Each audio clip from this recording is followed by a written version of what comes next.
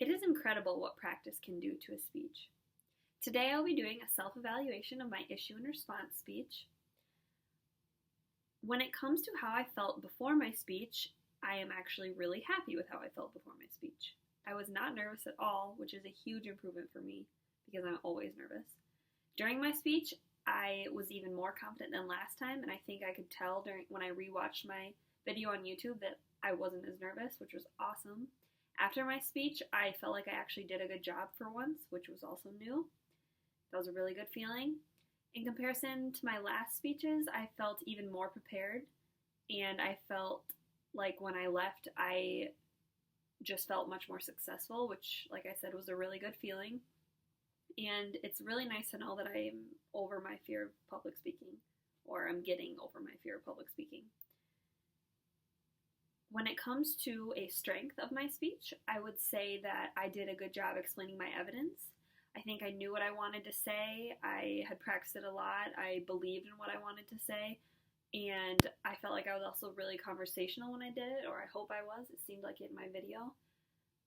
Something that I could improve on would probably be talking slower and pausing between my different main points or my transitions in my main points. I noticed this especially when I was going from my introduction to my first main point, and I was talking about what obesity can lead to. I noticed that I could definitely just slow down a little bit more for emphasis. For a goal, I would want to probably talk more conversationally and just make it seem a little bit more natural, I guess. And another thing that I would really like, even though I'm only supposed to list one, I would also really like to walk in with like zero nervous feelings. That would be awesome, which hopefully I can do for my next one. And then for a grade, I think I would give myself an A. I knew my speech really, really well. I practiced it a ton. I felt really confident, which hopefully you could tell.